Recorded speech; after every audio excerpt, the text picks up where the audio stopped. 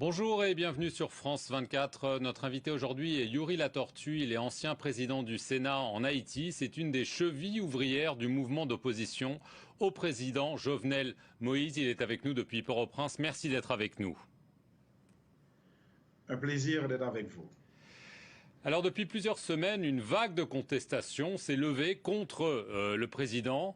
Lui affirme que son mandat à la tête du pays court jusqu'au 7 février 2022, mais selon l'opposition, son mandat de 5 ans a pris fin le 7 février 2021. Alors c'est un désaccord né du fait que Jovenel Moïse avait été élu lors d'un scrutin qui a été annulé pour fraude, puis finalement réélu un an plus tard. Alors l'opposition a installé un président de transition, un juge de la Cour de cassation, Joseph Mécène Jean-Louis, et il a déclaré ce week-end, il a lancé un appel à ceux et celles qui jurent loyauté à cette nation à se mettre debout. Alors une question très simple, qu'est-ce que ça veut dire se mettre debout contre Jovenel Moïse? Est-ce que vous appelez à son départ immédiat? Oui, se mettre debout, c'est dire premièrement que le mandat de Jovenel Moïse est arrivé à terme depuis le 7 février 2021 et que le président Jovenel Moïse, le président de facto, il veut rester au pouvoir. Et l'opposition s'est dit qu'il nous faut ce gouvernement de transition avec le président Mécène pour pouvoir faire repartir Haïti. Premièrement, eh bien, continuer avec les procès de Petro-Caribé. Petro-Caribé, c'est ce fonds vénézuélien d'achat à crédit du pétrole qu'on a découvert dans les rapports du Sénat qui ont été gaspillés. Continuer avec les procès des crimes de sang perpétrés dans les différents quartiers populaires, organiser cette conférence nationale pour que les Haïtiens puissent dialoguer et poser les vrais problèmes du pays et réaliser des élections honnêtes, crédibles et démocratiques. Donc se mettre debout, c'est pour réaliser cette transition et permettre à Haïti de repartir de pied ferme. Mais est-ce que ça veut dire que c'est pas seulement un mouvement pacifique? Est-ce que se mettre debout, ça peut vouloir aussi dire, se mettre debout et prendre les armes?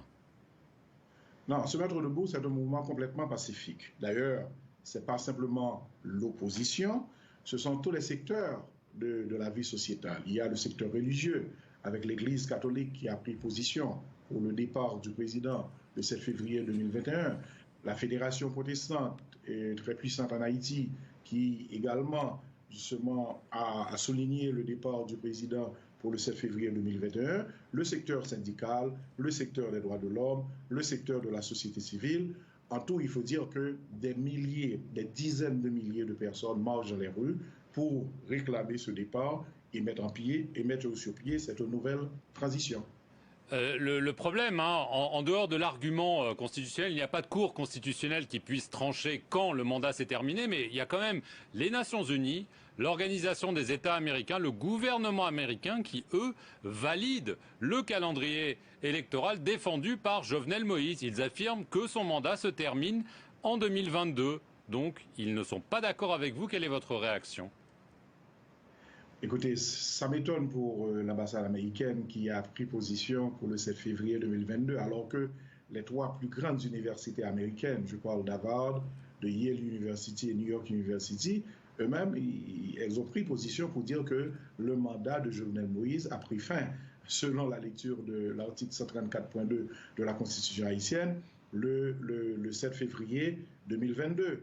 Et en Haïti, on n'a pas de cour constitutionnelle, mais le Conseil supérieur du pouvoir judiciaire, qui est la plus haute instance du pouvoir judiciaire, a tranché et a dit que le mandat de Jovenel Moïse a pris fin le 7 février 2021, selon la lecture de l'article 134.2 de la Constitution. Mais les États-Unis, l'ONU, l'Organisation des États américains, c'est quand même un sacré camouflet pour vous. Est-ce que ça vous scandalise? Est-ce que vous comprenez pourquoi ils le font? Écoutez, l'attitude de cette communauté internationale a été toujours dictée par l'ancien président Donald Trump.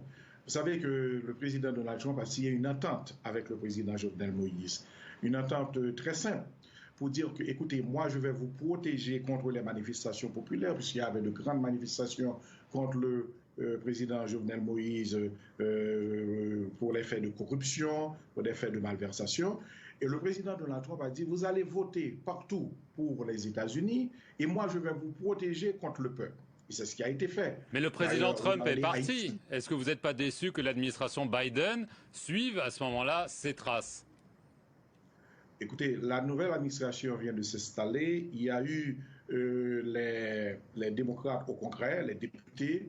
Il y a eu le sénateur Lely qui a pris position pour dire que le mandat du président Jovenel a pris fin le 7 février 2021.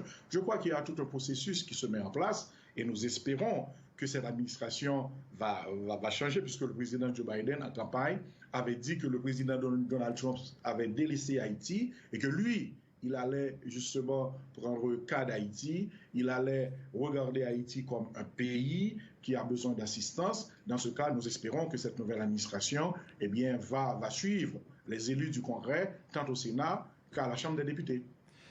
Le pouvoir affirme que plusieurs juges, on a parlé du juge qui a été désigné président de la transition, il y en a un autre, le juge Yvikel Dabrecil, qui a été accusé, sur cette antenne même d'ailleurs par le ministre des Affaires étrangères, d'être l'instigateur non seulement d'une tentative de coup d'État, mais d'une tentative d'assassinat du président Jovenel Moïse. Votre réaction à ces accusations très graves? Vous savez, pour cette farce du 7 février 2021, parler de tentative de coup d'État et tentative d'assassinat, écoutez, je crois que c'est tout à fait ridicule. Premièrement, le mandat du président a pris fin le 7 février 2021. Donc, le président ne devait être plus au pouvoir le 7 février. Le 7 février, c'était la date de passation du pouvoir. Maintenant, lorsqu'on parle des juges, on accuse un juge de tentative d'assassinat ou de coup d'État. Vous savez, en Haïti, il y a le CSPJ, qui est le Conseil supérieur du pouvoir judiciaire, qui règle tous les cas des disciplines commis par les juges. S'il y a quelque chose, on doit renvoyer ce juge par devant le Conseil supérieur du pouvoir judiciaire. Il ne revient pas au président de mettre les juges à la retraite, de révoquer les juges, de procéder à leur arrestation. Ce sont des accusations mensongères?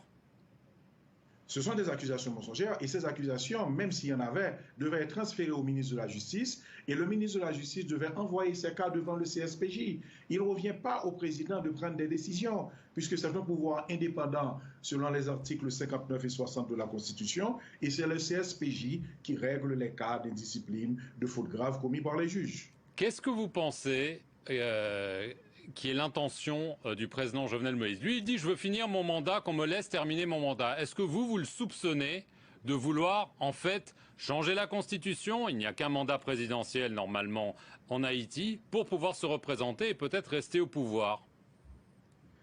Le président Jovenel Moïse, alors ce président de facto, puisque normalement son mandat a pris fin le 7 février 2021, l'ex-président veut trois choses. Premièrement, il veut rester au pouvoir du 7 février 2021 au 7 février 2022. Deuxième chose, il veut changer illégalement la Constitution sans l'avis du peuple, sans les règles à suivre, pour se protéger des crimes financiers et des crimes de sang, en essayant d'avoir une amnistie générale pour lui et son équipe.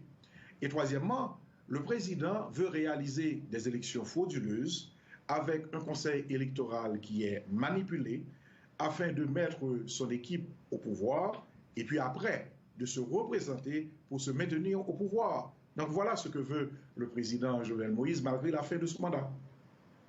Donc comment est-ce que vous le qualifieriez? Vous avez parlé de crime. Est-ce que pour vous c'est un criminel, un dictateur, les deux, autre chose? Il y a plusieurs crimes commis par le président Jovenel Moïse. Premièrement, il y a eu des crimes financiers.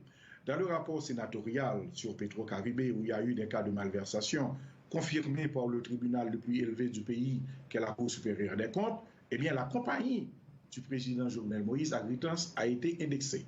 Et la Cour supérieure des comptes a recommandé maintenant d'envoyer ces dossiers à la justice. Ce qui n'a pas été fait puisque ce procès a été bloqué par le gouvernement.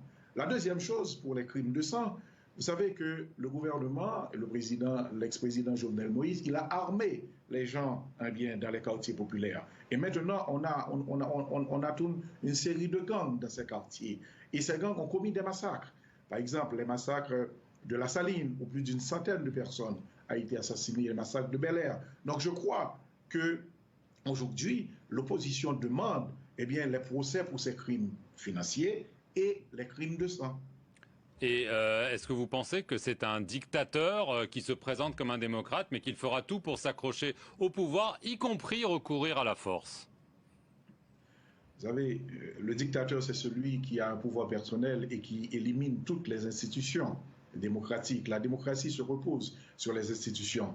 Le président a renvoyé tout le Sénat, malgré, justement, il y avait des sénateurs qui avaient encore un mandat. Le président a pris un décret pour éliminer les pouvoirs de la Cour des comptes afin d'empêcher tout contrôle. Le président a renvoyé, a mis à la retraite des juges, alors que la Constitution dit que les juges sont inamovibles. Le président a pris des arrêtés pour qu'il n'y ait pas de passation de marché, alors que depuis 2006, tous les marchés de l'État devraient suivre la procédure de passation de marché. Donc, en tout, en Haïti, il n'y a que la présidence, il n'y a que le président Jovenel Moïse, il n'y a plus de contrôle, il n'y a plus de parlement, il n'y a plus de système judiciaire. D'ailleurs, depuis hier, tout le système judiciaire est en grève jusqu'à ce que les lois et la constitution du pays soient respectées. Donc, c'est le président qui gouverne seul avec des décrets, plus d'une cinquantaine de décrets pris en veux-tu, en voilà, sur toutes les questions d'intérêt général et sur toutes les questions du pays. C'est un dictateur. Yuri Latortue, je vous remercie beaucoup d'avoir été sur l'antenne de France 24 depuis Port-au-Prince et merci à vous d'avoir regardé cet entretien. À moi.